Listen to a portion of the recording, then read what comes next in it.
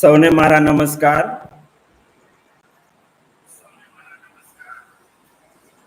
Collector કચેરી છોટાઉદેપુર, જિલ્લા વિકાસ અધિકારી શ્રીની કચેરી છોટાઉદેપુર, જિલ્લા સ્વીપ નોડલ અધિકારી શ્રી અને ડીઓ કચેરી છોટાઉદેપુર તથા સરકારી વિનયન કોલેજ કવાંટના સંયુક્ત ઉપક્રમે સ્વીપ અંતર્ગત આયોજિત યુટ્યુબ લાઈવ મતદાર જાગૃતિ કાર્યક્રમ 2024 માં આપ સૌનું હું હાર્દિક શાબ્દિક સ્વાગત કરું છું. આપણે ભારતીય સંસ્કૃતિ પ્રમાણે કાર્યક્રમની શરૂઆત એક શ્લોકથી કરીશું. વક્રતુંડ મહાકાય સૂર્યકોટિ સમપ્રભ નિર્વિઘ્નમ કુરુ મે દેવ સર્વ કાર્યેષુ સર્વદા.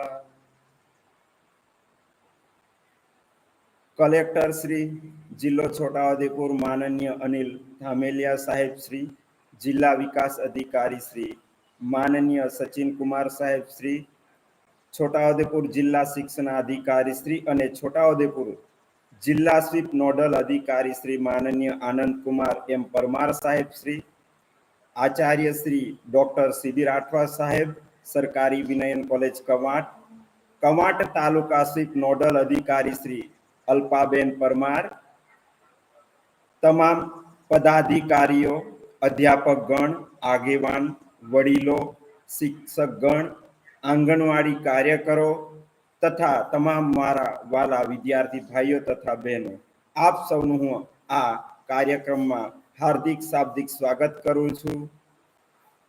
આ જે કાર્યક્રમ છે એ કલેક્ટર કચેરી છોટાઉદેપુર, જિલ્લા વિકાસ અધિકારી શ્રીની કચેરી છોટાઉદેપુર, જિલ્લા શિક્ષણ અધિકારી શ્રીની કચેરી છોટાઉદેપુર તથા સરકારી વિનયન કોલેજ કવાંટના સંયુક્ત ઉપક્રમે થઈ રહ્યો છે.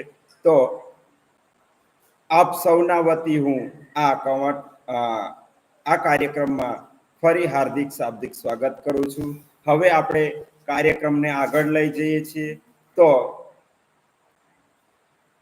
આપણે લોકસભાની ચૂંટણી સારી રીતે શાંતિથી સફળતાપૂર્વક પાર પાડી શકીએ એ માટે અગત્યના 5 મુદ્દાઓ વિશે વાત કરવાની છે. તો એ મુદ્દા છે હું જરા ટૂંકમાં જોઈ લઉં. પહેલો મુદ્દો એ છે કે દરેક મતદાતા મતદાન મથકે મતદાન કરવા જાય. બીજો મુદ્દો છે 1950 વોટર હેલ્પલાઇન નંબરની માહિતી આપવાની છે. ત્રીજો મુદ્દો વોટિંગ માટેના ડોક્યુમેન્ટ માટેની માહિતી. ચોથો મુદ્દો છે બૂથ પર મતદાતાઓ માટે મોબાઈલ પર પ્રતિબંધ. અને પાંચમો અને છેલ્લો મુદ્દો છે સી વિજિલ ચૂંટણી સંબંધી ફરિયાદ નોંધણી એપ વિશે માહિતી. તો હું મારી જે પહેલી વાત છે એ રજૂ કરું છું કે આ વખતે 100% મતદાન થાય એ માટે આપણે મતદારોને જાગૃત કરવાના છે. એ જુદી જુદી પ્રવૃત્તિઓ અથવા એમને સમજાવીને આપણે દરેક મતદાતા મતદાન કરવા જાય અને એ પોતાના અમૂલ્ય મતનું મૂલ્ય સમજે એ માટે એમને છે. અને એ કોઈ પણ સ્થળે જવાના હોય કે ધંધા રોજગાર માટે જવાના હોય કે કોઈ પણ અર્થે બહાર જવાના હોય તો એ પોતાનો મત આપીને જ એ ત્યાંથી જાય. આ રીતના આપણે ખાસ લોક જાગૃતિ લાવવાની છે અને આ જે ચૂંટણી પ્રક્રિયા છે એને સફળ બનાવવાની છે. તો આ જે કાર્યક્રમ છે એમાં અમારી સરકારી વિનયન કોલેજ કવાંટના 2 કેમ્પસ એમ્બેસેડરો ઉપસ્થિત છે. તો તેઓને પણ હું આમંત્રિત કરું છું. તો સૌ પ્રથમ રાઠવા રીમ્પાબેન કવેસિંગભાઈને આમંત્રિત કરું છું કે તેઓ પોતાનું વક્તવ્ય રજૂ કરશે. રીમ્પાબેન.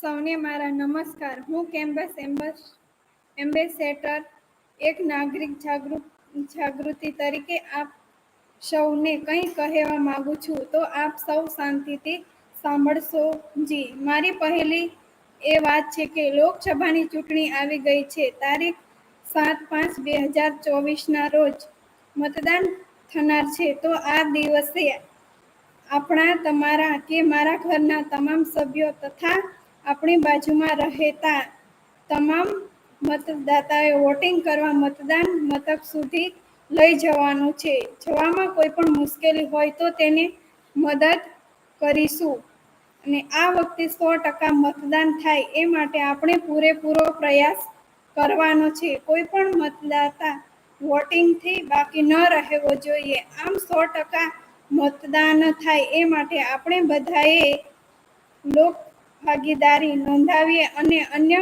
મતદાતાઓને ભાગીદાર બનવા કહીશું. આ લોકસભાની ચૂંટણીના કાર્યક્રમને આપણે સફળ બનાવવાનો છે. હવે મારી બીજી એ વાત છે કે મતદાતાને મૂંઝવતા પ્રશ્નોના નિરાકરણ માટે મતદાતા શું કરી શકે છે? આ પ્રશ્નના જવાબ સ્વરૂપે હું કહેવા માંગુ છું કે મતદાતાને ચૂંટણી કાર્ડ વગેરેમાં કોઈ પણ પ્રશ્ન હોય તો પ્રશ્નોના નિરાકરણ માટે સરકાર દ્વારા 1950 વોટર હેલ્પલાઇન નંબર નક્કી કરવામાં આવેલ છે. આ વોટર હેલ્પલાઇન નંબર પર ફોન કરી મતદાતા પોતાના કે અન્યના પ્રશ્નોના નિરાકરણનો ઉકેલ લાવી શકે છે. આ ઉપરાંત તેમના મતાધિકારને લગતા સમસ્યાઓનું સમાધાન વોટર હેલ્પલાઇન નંબર પર કરી શકે છે. લોકશાહીનું આ મહાપર્વ એવી લોકસભાની સામાન્ય ચૂંટણીની તારીખો નક્કી જ છે. ત્યારે આ અવસરમાં સહભાગી થવા માટે નાગરિકોનો ઉત્સાહ વધારવા અને મહત્તમ મતદાન થાય એ માટે ચૂંટણી પંચે સુવિધાપૂર્ણ નવરત પ્રકલ્પો શરૂ કર્યા છે. અસ્તુ.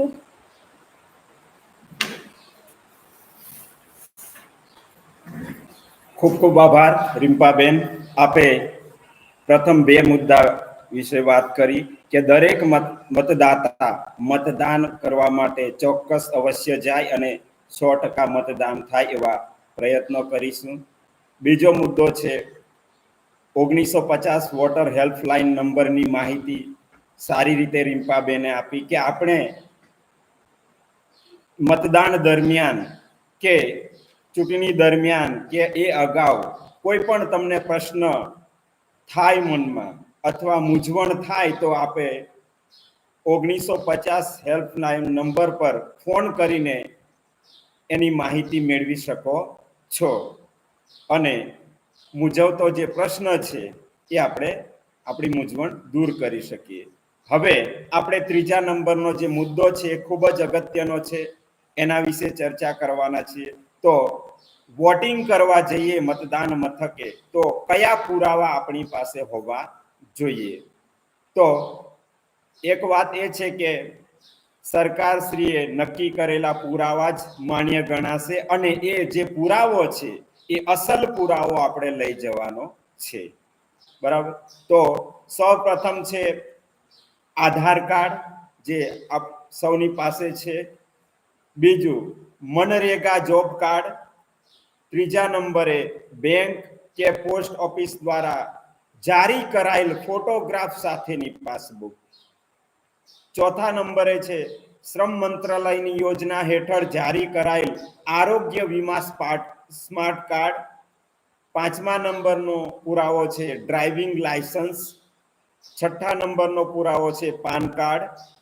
સાતમા નંબરનો પુરાવો છે એનપીઆર હેઠળ આરજીઆઈ દ્વારા જારી કરાયેલ સ્માર્ટ કાર્ડ. આઠમા નંબરનો પુરાવો છે ભારતીય પાસપોર્ટ ફોટોગ્રાફ સાથે પેન્શન દસ્તાવેજ. નવમા નંબરનો પુરાવો છે કેન્દ્ર રાજ્ય સરકાર પીએસયુ પબ્લિક લિમિટેડ કંપનીઓ દ્વારા કર્મચારીઓને જારી કરાયેલ ફોટોગ્રાફ સાથે સેવા ઓળખ કાર્ડ. દસમા નંબરનો પુરાવો છે સાંસદ એમએલએસ એમએલસી ને જારી કરાયેલ સત્તાવાર ઓળખ કાર્ડ. તો આ રીતના જે પુરાવા છે અને છેલ્લો જે પુરાવો છે એમાં unique disability ID UDID card, સામાજિક ન્યાય અને સશક્તિકરણ એમઓ, ભારત સરકાર. તો આ જે પુરાવા છે એ માન્ય પુરાવા છે અને વોટિંગ કરવા જઈએ ત્યારે આ 11 માંથી આપણી પાસે એક અસલ પુરાવો હોવો જોઈશે, તો જ આપણે વોટિંગ કરીશું. જો આપણી પાસે પુરાવો ન હશે તો આપણે વોટિંગ કરીએ નહીં. એટલે આપણે જે મતદાતાઓ છે એમને ખાસ જાગૃત કરવાના છે કે વોટિંગ કરવા જાય છે ત્યારે પોતાનો કોઈ પણ અસલ પુરાવો લઈને જ જશે. હવે ચોથા નંબરનો મુદ્દો છે એ મોબાઈલ સંબંધિત છે. તો અમારા બીજા કેમ્પસ એમ્બેસેડર છે જે રાઠવા સંજયભાઈ મોહનભાઈ, એમને હું આમંત્રિત કરું, તેઓ પોતાનું વક્તવ્ય આપશે. સંજયભાઈ.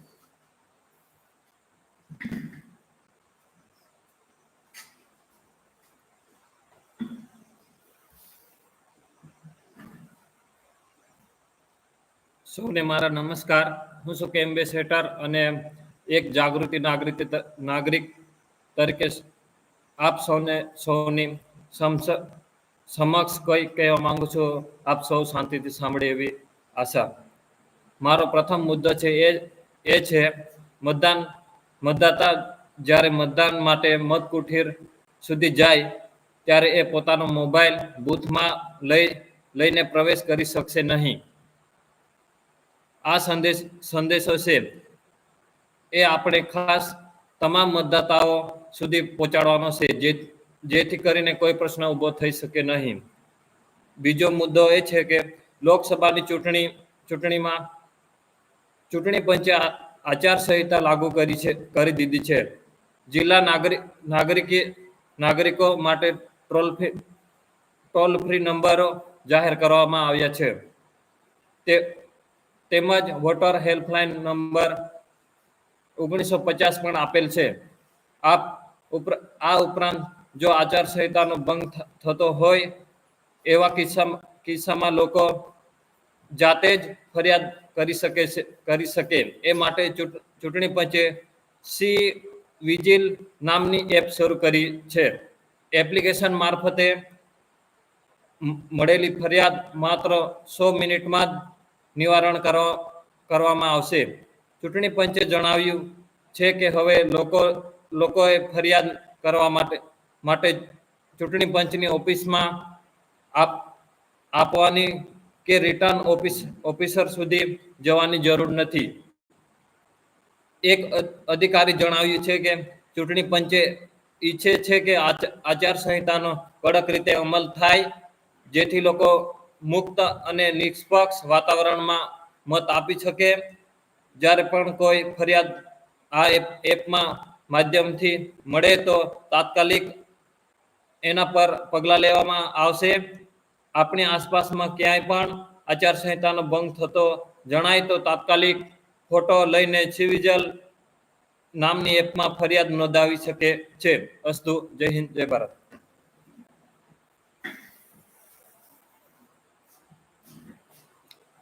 સંજય કુમારનો ખૂબ ખૂબ આભાર. સંજય કુમારે સરસ વાત કરી આપણને કે ચોથા મુદ્દો જે છે કે મોબાઈલનો ઉપયોગ.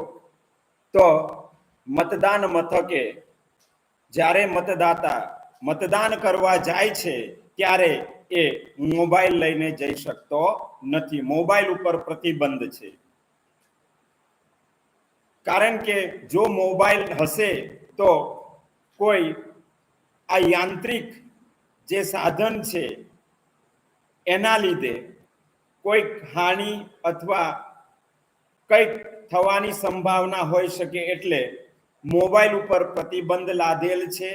એટલે દરેક મતદાતાને આપણે વાત પહોંચાડવાની છે કે કોઈ પણ મતદાતા જ્યારે મતદાન મથકે જાય છે વોટિંગ કરવા ત્યારે પોતાની પાસે મોબાઈલ રાખી શકશે નહીં અથવા મોબાઈલનો ઉપયોગ કરી શકશે નહીં.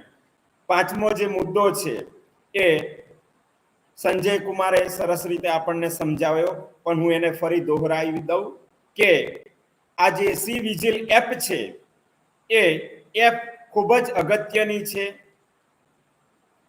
જે તે જિલ્લા સેન્ટર ઉપર જિલ્લા કક્ષાએ ટોલ ફ્રી નંબરો પણ આપવામાં આવેલા છે અને વોટર હેલ્પલાઇન નંબર 1950 પણ આપવામાં આવેલો છે. પણ જો ક્યાંક આચાર સંહિતાનો ભંગ થતો હોય તો આવા કિસ્સામાં લોકો અથવા મતદાતા પોતે જાતે સી વિજિલ એપ દ્વારા ફોટો લઈ અને પોતાની ઓનલાઈન ફરિયાદ નોંધાવી શકે છે. આ જે મતદાતા છે એને કલેક્ટર શ્રીની કચેરી કે રિટર્નિંગ ઓફિસર પાસે જવાની જરૂર નથી અને આ જે ફરિયાદ છે એ ફરિયાદનું નિરાકરણ 100 મિનિટમાં આપી દેવામાં આવે છે. તો આ રીતના આવનારી જે લોકસભાની ચૂંટણી છે એમાં જે 5 મુદ્દા છે એ ખૂબ જ અગત્યના છે અને આ જે 5 અગત્યના જે મુદ્દા છે જે આપણે સાંભળ્યા અહીંયા કેમ્પસ એમ્બેસેડર દ્વારા રજૂ કરવામાં આવ્યા, તો એમાં પણ કંઈ કચાશ હોય તો આપે તમારી પોતાની આગવી શૈલીમાં મતદારોને સમજાવી શકો છો અને જેમ બને એમ વધુમાં વધુ લોક ભાગીદારી રહે મતદાનમાં એવા પ્રયત્નો આપણે કરવાના છે. એટલે આપણે તો આ મુદ્દાની ચર્ચા કરી લીધી, સાંભળ્યા, પણ આ કવાંટ તાલુકા કે છોટાઉદેપુર જિલ્લાના પ્રતિનિધિ તરીકે આપણે અહીંયા છીએ, પણ આ જે વાત છે આપણે સામાન્ય જન સુધી, છેવાડાના માનવી સુધી આ વાત પહોંચાડવાની છે. એ આપણી જવાબદારી અને ફરજ છે. એટલે આપણે બધા વતી હું નમ્ર અપીલ કરું છું કે આપણે આ જે વાત છે એ સૌ સુધી પહોંચાડીશું અને 100% મતદાન થાય, શાંતિપૂર્ણ મતદાન થાય અને સારી રીતે મતદાન થાય એવી આશા રાખીએ છીએ. અને હવે આપણે આ કાર્યક્રમને પૂર્ણાવતિ તરફ લઈ જઈએ છીએ. તો આજે મતદાર જાગૃતિનો ઓનલાઈન કાર્યક્રમ છે એમાં ઉપસ્થિત તમામ પદાધિકારીઓ, કલેક્ટર શ્રી જિલ્લો છોટાઉદેપુર માનનીય અનિલ ધામેલિયા સાહેબ શ્રી, જિલ્લા વિકાસ અધિકારી શ્રી માનનીય સચિન કુમાર સાહેબ શ્રી, છોટાઉદેપુર જિલ્લા શિક્ષણ અધિકારી શ્રી અને છોટાઉદેપુર જિલ્લા સ્વીપ નોડલ અધિકારી શ્રી માનનીય આનંદ કુમાર એમ પરમાર સાહેબ શ્રી, સરકારી વિનયન કોલેજના આચાર્ય શ્રી ડોક્ટર સીબી રાઠવા સાહેબ શ્રી, કવાંટ તાલુકા સ્વીપ નોડલ અધિકારી શ્રી અલ્પાબેન પરમાર, તમામ પદાધિકારીઓ, અધ્યાપકગણ, આગેવાનો, વડીલો, શિક્ષકગણ, તમામ આંગણવાડી કાર્યકરો, તમામ વિદ્યાર્થી મિત્રો, આપ સૌએ આ કાર્યક્રમમાં ભાગ લીધો, જોડાયા અને આ કાર્યક્રમને સફળ બનાવ્યો. તો આપ સૌનો આ પ્રસંગે હું ખૂબ આભાર માનું છું અને જે આપણી વાતો છે, જે ચર્ચા થઈ છે એને આપણે સમાજ સુધી, છેવાડાના માનવી સુધી લઈ જઈએ એવી આશા રાખું છું. અને આ રીતના કલેક્ટર શ્રીની કચેરી છોટાઉદેપુર, જિલ્લા વિકાસ અધિકારી શ્રીની કચેરી છોટાઉદેપુર, જિલ્લા શિક્ષણ અધિકારી શ્રીની કચેરી છોટાઉદેપુર અને સરકારી વિનયન કોલેજ કવાંટ વતી હું ફરી આપ સૌનો ખૂબ આભાર માનું છું અને આપણે આ કાર્યક્રમને પૂર્ણ કરીએ છીએ. અસ્તુ. જય હિન્દ, જય ભારત.